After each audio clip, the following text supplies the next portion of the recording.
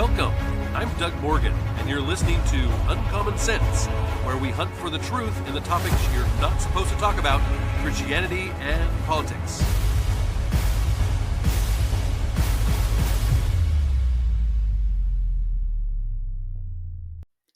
President Donald Trump called front-running mayoral candidate for New York City a communist lunatic. Is the Muslim Zoran Mamdani really a communist? And is he a lunatic? I maintain that he's definitely an anti-Semitic communist, but don't take my word for it. Let's look at what he believes and is pushing during his campaign for mayor.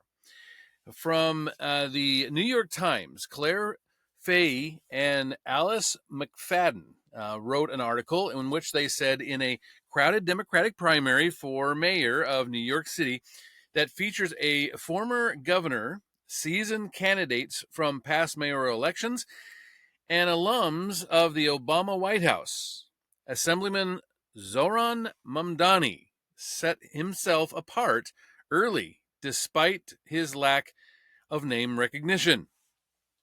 He did it largely by connecting with younger voters, producing sleek, engaging campaign ads on social media and beating the drum about the needs to make life in New York more affordable. This narrow focus on a single salient issue drove Mr. Mamdani's campaign, which his main rival, former Governor Andrew M. Cuomo, describes as highly impactful as he conceded the race during the primary. Now, in his victory speech, Mr. Mamdani hammered home his message one last time, attributing his success to New Yorkers who had voted for, quote, a city where they can do more than just struggle, unquote. As Mr. Mamdani looked poised to secure the Democratic nomination and attention turns to the general election, here's what to know about where he stands on key issues. Number one, affordability. Every politician, this is a quote, every politician says New York is the greatest city on the globe. This is what Mr. Mamdani said in his first campaign ad, released like 9 months ago or so. But what good is that if no one can afford to live here, unquote. So began a campaign tightly focused on the cost of living crisis plaguing the city. His platform, detailed on his campaign website, was simple. Quote, New York is too expensive. Zoran will lower costs and make life easier, as he put it. Well, one of his ideas to tackle rising costs was to create a city-owned grocery store in each borough. The stores should operate on city-owned land or in city buildings, buy food wholesale, and be exempt from property taxes, which would keep the costs of their offerings down, he said. Experts say the logistics of such a plan are complex, but similar initiatives are already in place, as they say, in other parts of the United States. Municipalities in Kansas and Wisconsin have operated similar models since 2020 and 2024, and Chicago and Atlanta are working on their own versions to fund his affordability initiatives. Mr. Mamdani plans to raise the corporate tax rate, driving even more of the business out of New York City. But anyway, let me hold off for a second. Raising the corporate tax rate to 11.5%, which he says will create an additional $5 billion in revenue. Good luck with that. He also plans to charge the wealthiest 1% of New Yorkers a flat 2% tax. Just tax them 2%. Hey, you're in the top 1% of New Yorkers, so since you still live here and you haven't moved out, we're going to tax you just a flat 2%. Okay. Does anyone else see the irony here? Let's see. In order to make New York City more affordable, I think raising taxes is a good idea. Really? How is taking more money from people going to make affordability better? Oh, you just don't understand, Doug. He is going to spend that money on government programs and things like government-run grocery stores to help people. Oh, okay. let's look at how government-run grocery stores are doing in other places of the country, similar to like the ones that these ladies are talking about, right? Here is an article from Fox Business News by Lindsay Cornick. And Lindsay says, as New York City Democratic mayoral candidate Zohran Mamdani promotes the idea of city-run grocery stores, one city-owned market in Missouri closed its doors after years of struggling and millions of taxpayer dollars. Local news outlets reported the doors to the Kansas City Sun Fresh Market were locked with a note saying the store was unable to serve the community.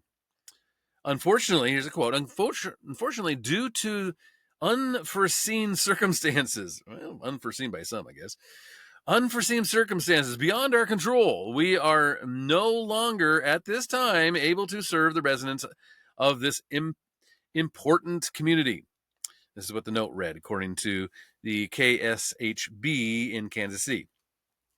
Quote, it has been our dream and passion to provide quality products and services in a safe family environment. Now, that's what their goal was, right? To deliver this stuff in a safe family environment. At this time, unfortunately, we are unable to do that. That's their quote.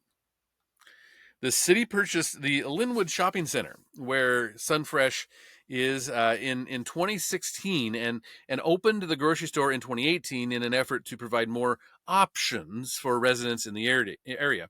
Kansas City spent, get this, more than $17 million in taxpayer money acquiring and renovating the Sunfresh Market. That was just to get it up and running.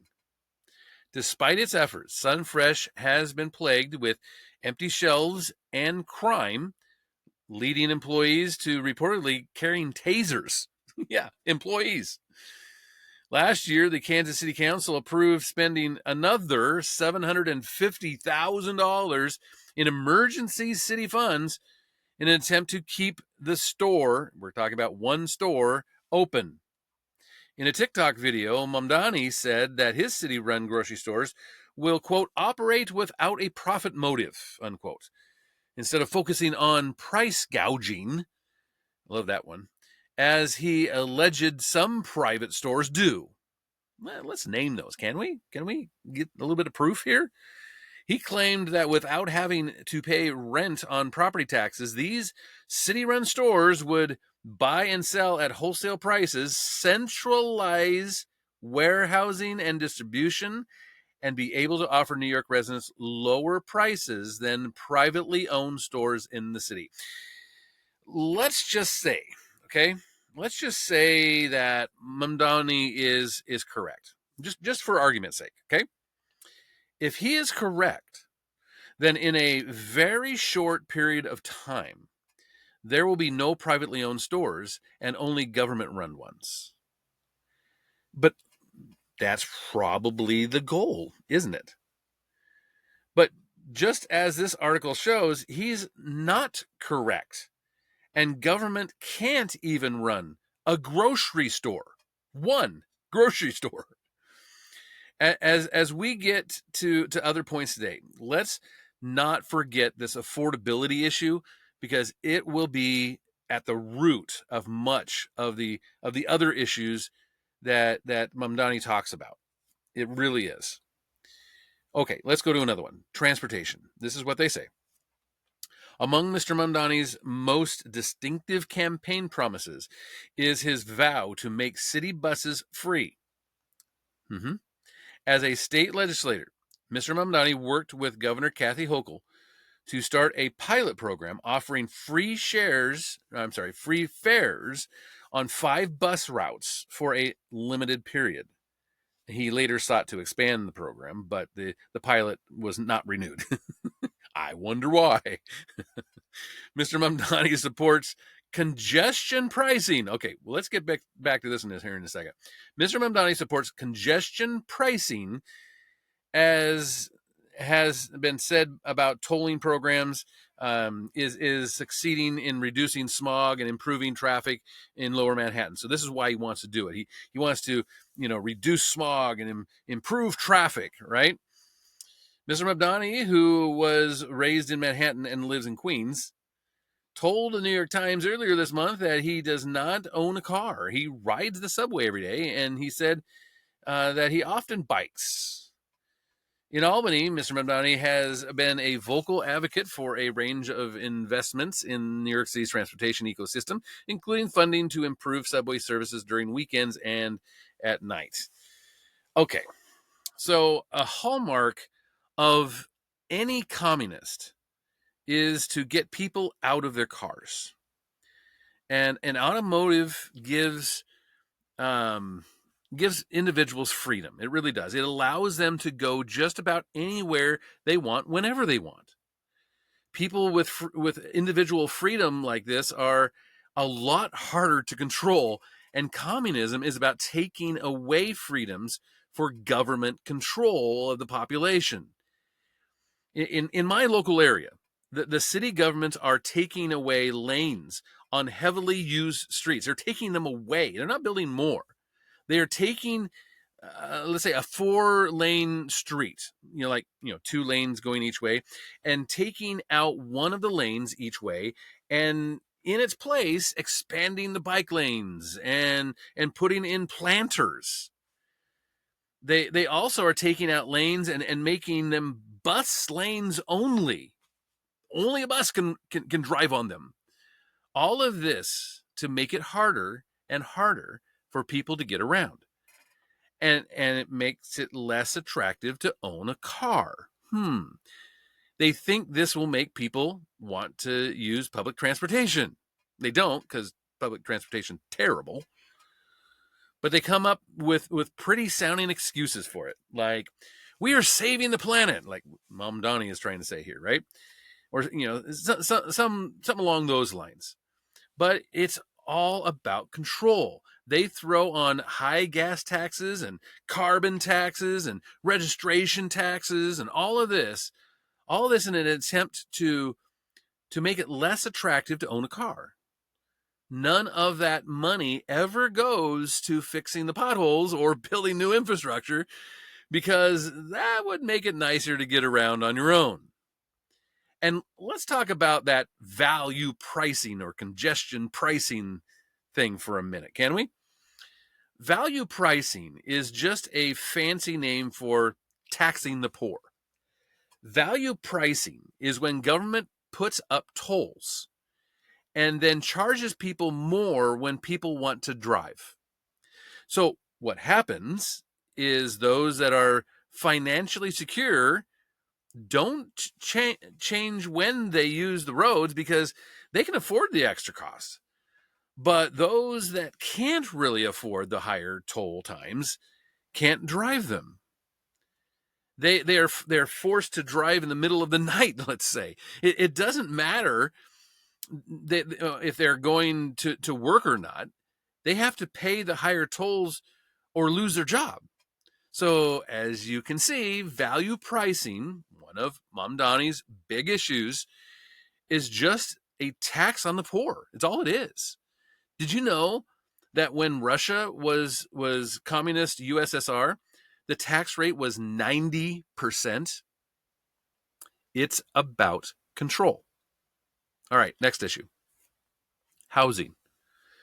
In this is what they're saying here. In outlining his vision for the city, Mr. Mamdani identified the high cost of housing as the leading reason that residents had left New York in recent years. His main campaign promise was to freeze rents for nearly 1 million New Yorkers via his appointments to the Rent Guidelines Board, which decides on rent increases for stabilized apartments. Okay. He promised to triple the number of affordable, available housing units, with 200,000 new homes to be built over the next decade. Mr. Mamdani also said he would double the amount of money the city currently spends to preserve public housing.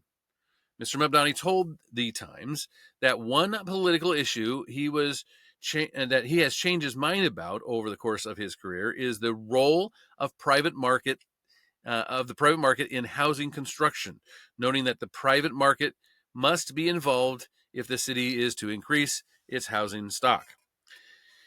All right. So first of all, let's look at Mamdani and his housing situation, can we? He makes $142,000 per year. That's what he makes as a congressperson. And he only pays $2,300 per month. Now, that may seem like a lot to you, maybe in your area. But it's not where he lives. And this is because his apartment is under rent control. The average cost of rent for an apartment in Manhattan, New York is $5,117 per month. So someone who is making almost $150K a year is paying less than half of what he should for rent. But let's talk about why rent is so high, and affordability is an issue in New York City. Liberal Democratic leaders have created the issue. They've created the issue. Now they're trying to get you to vote for them to create the answer, right? Their policies and regulations have driven up costs so much that it makes it almost impossible for private individuals or companies to build more housing. For instance, almost 25% of the cost of a house in the state of New York is because of regulations. That means that $100,000 of a $400,000 home is because of government regulations. This has a significant impact on affordability of housing. But do you think Mamdani is going to cut regulations? Absolutely not. So how about immigration? Mr. Mamdani, they say, who was born in Uganda and is a naturalized U.S. citizen, has said that the New York City should strengthen its sanctuary laws. Yes, strengthen its sanctuary laws, which have come under attack during the Trump administration. On his campaign website, Mr. Mamdani pledged to bar immigration, yes, bar immigration, and customs enforcement officers from city facilities, while increasing legal support for immigrants being targeted and protecting their personal data. Quote, Trump's ICE has adopted a policy of guilty until proven innocent with immigrant New Yorkers,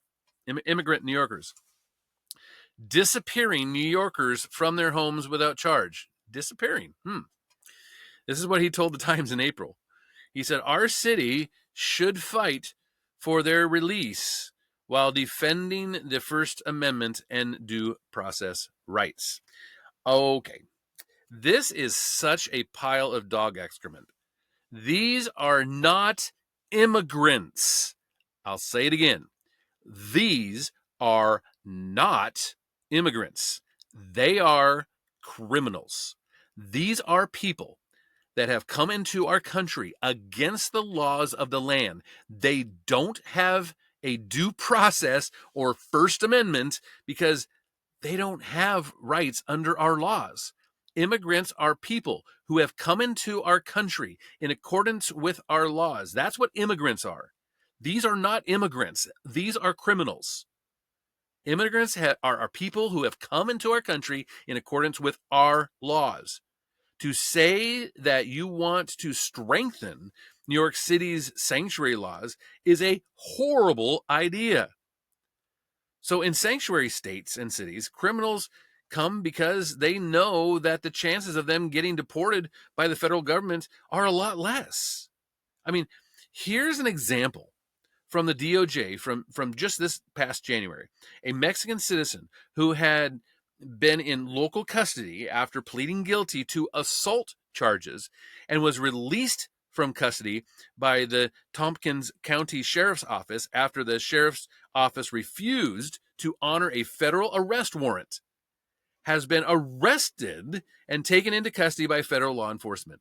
The Tompkins County Sheriff's Office in Ithaca, New York, a self-described sanctuary city, appears to have failed to honor a valid federal arrest warrant for a criminal alien with an assault conviction. This is what Deputy Attorney General Emily Bovey said.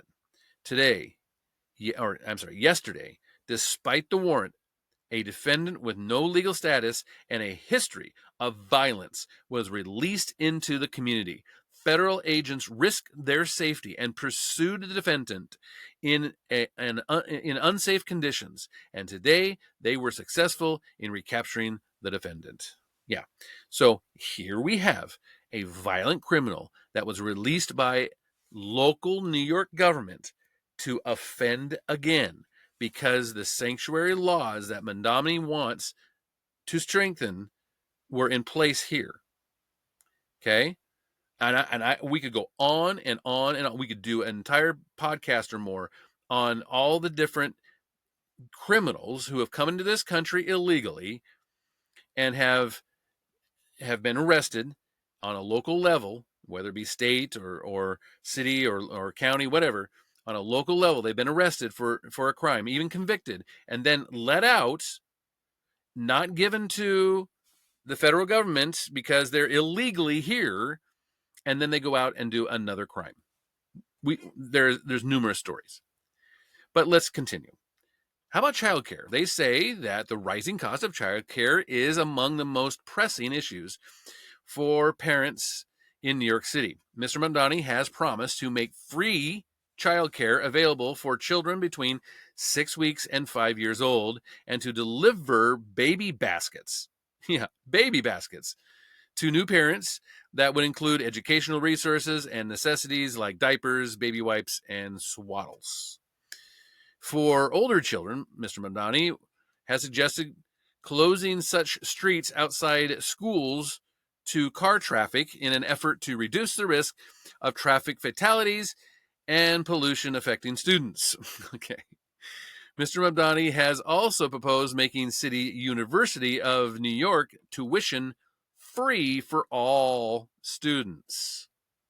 All right, so let's review. Free childcare for everyone that is not in school.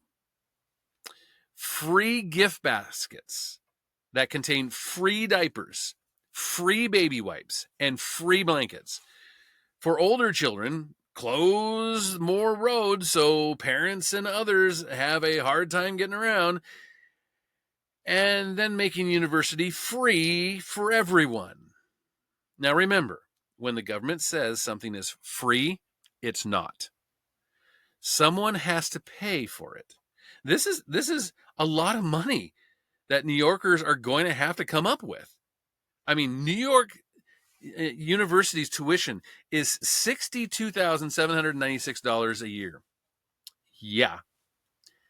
Again, free for everyone. And by the way, according to their own website, on average, recent New York University bachelor's degree graduates only make about $76,000 a year. But that's another podcast. The last thing I will say, though, on this campaign promise from Mamdani is that this is a classic Democratic tactic. It really is. It's called buying votes, is what it's called. You promise everyone all kinds of things so they will vote for you. You don't say how those things are going to be paid for. You just say, and you get a car, and you get a car, and you get a car. But only if you vote for me. Yeah. All right, let's move on. Let's go to Israel and the war in Gaza. Okay, this ought to be interesting, right? Mr. Mamdani has accused the Israeli government of committing apartheid and genocide in Gaza. I would love to see any proof of that. Yeah, anyway, again, another podcast. His criticism of the Israeli government and its treatment of Palestinians came under fire during the campaign, as did his support for the boycott, divestment, and sanctions movement. In a podcast interview with the Bulwark Days before the primary, Mr. Mamdani declined to condemn the phrase globalize the intifada. This is a phrase that Palestinians and their supporters see as a rallying cry for liberation, but that many Jews consider inherently threatening. Well, yeah, because it is. During an appearance on the Late Show with Stephen Colbert, the soon to be canceled. Anyway, Mr. Mamdani rejected claims that his comments were anti-Semitic. Really, emphasizing that his platform included increasing funding for hate crime prevention by 800%. Anti-Semitism is not simply something that we should talk about, he said. It's something that we should that we have to tackle. That or tackle Israelis. I'm not sure which he means there. But anyway, when asked by Colbert if Israel has a right to exist, Mr. Mamdani said, like all nations, I believe it has a right to exist and a responsibility also to uphold international law. All right, this is an interesting way of gaslighting the voters. He is obviously very anti-Semitic. I mean, very anti-Semitic, and doesn't think that Israel actually should exist at all. But when asked about it, he says that he is not anti-Semitic. In fact, I think that we should tax and spend 800% more on hate crimes, which doesn't mean that he will do anything for Israelis, but anyway, gets him off the hook for the question. We should definitely support the BDSM movement, which means actually to boycott anything coming out of Israel, divest from any investments that have any kind of Israeli tie to them, and sanction Israel so that that they're going to isolate a tiny country surrounded by neighbors that want to see them slaughtered and wiped from the face of the map. This is what globalize the intifada means. Intifada literally means a time of violence and attacks on Israel. There have been two such times. What is called the First Intifada, which was from 1987 to 1993, and the Second Intifada, which was from the year 2000 to 2005. Now, globalize the Intifada means to organize the entire world against Israel. This is, of course, biblical. We know that. And it was Mamdani who supports this. And believe it or not, there will be Jews in this country that will vote for him. All right, quickly. Let's talk about public safety. Mr. Mamdani has purported creating a Department of Community Safety, separate from the police department, to respond to people having mental health crises and to expand violence interrupter programs. In April, he told the Times that the new department would free up police resources, to increase clearance rates for major crimes. Mr. Cuomo and other candidates, of course, seized on this expression of support for major cuts to the department's budgets during the 2020 campaign for state assembly. But Mr. Mamdani says he now supports keeping police forces at current sizes. In the final primary debate, he vowed that he would not defund the police. He said he would, however, curb the department's massive overtime budget, cutting the budget there, and that he would consider keeping Jessica Tisch on as police commissioner. He has praised some of her policies, like cutting the Department of Communication staff and fighting corruption. So obviously, he doesn't want to defund the police now, right? He only wants to consider the police department commissioner because she cut the department's communication staff. He only wants to cut the department budget, and he only wants to create a second police department called the Department of Community Safety, and he only wants to partially fund that new department with some of the funds saved from cutting the police department. But he doesn't want to defund the police. These new community safety departments, by the way, are an absolute failure. everywhere that they've been tried. Sending in unarmed social workers into violent situations because you don't like the police, that never works. But never fear. I am sure that this communist Mamdani is going to find a way to make it work in New York City, right? So here's the thing, okay? Here's the thing that I think people are overlooking when it comes to Mamdani as mayor. There are a lot of people and commentators that are surprised that even though he believes these things and is even running a campaign on many of them, he still looks like the next mayor for New York City. I think that they are looking at this thing all wrong. Mamdani is not leading in the polls for mayor despite his communist views. He will be New York's next mayor because of his views. There are that many people out there that do not understand the absolute evil of Marxism. They do not understand the history of what happens to a country that embraces communism. They think that as long as they get what they can get from him and his system, then things will be great. They don't know what they are heading towards so blindly. Let me end with this today. The end of George Orwell's Animal Farm depicts the pigs who initially led the rebellion against human oppression, becoming indistinguishable from the humans they overthrew.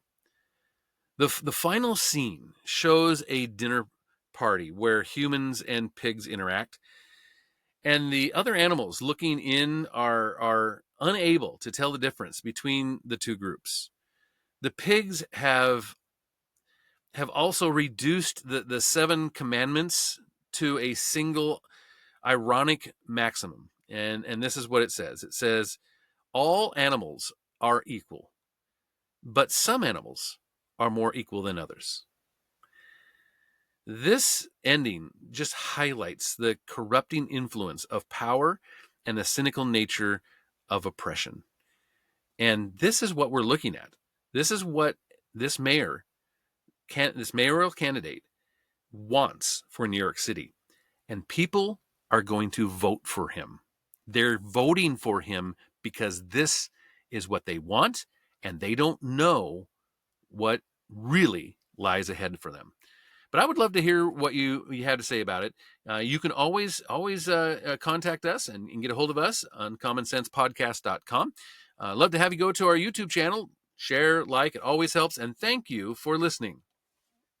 This podcast is a production of Morganite Communications.